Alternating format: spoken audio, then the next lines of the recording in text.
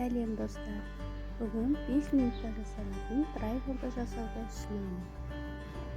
Видеоның соңына дейін қарап, менің каналыма тіркеліңіздер.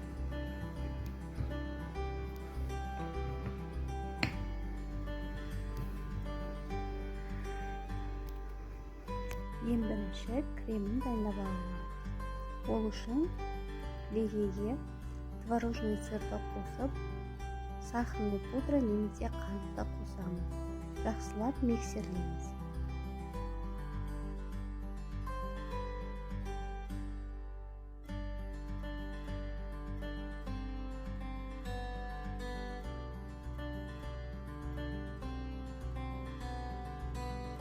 Печеньені ұнтақтаймыз.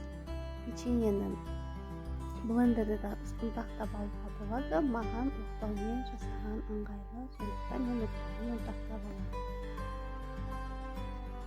Шыны ыдысқа ұнтақталған печеньені саламыз. Бетіне бүлдірген сиропын немесе варенье құюға болады.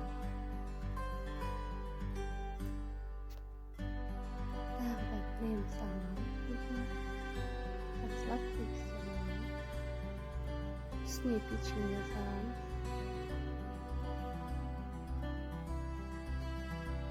Варенье құямыз.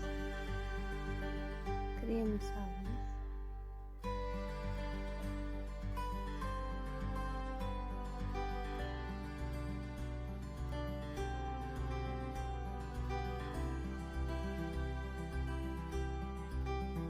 Бетіне шоколад қоямыз. Шоколадты микроволновка немесе водяной баняда ерітіп аламыз.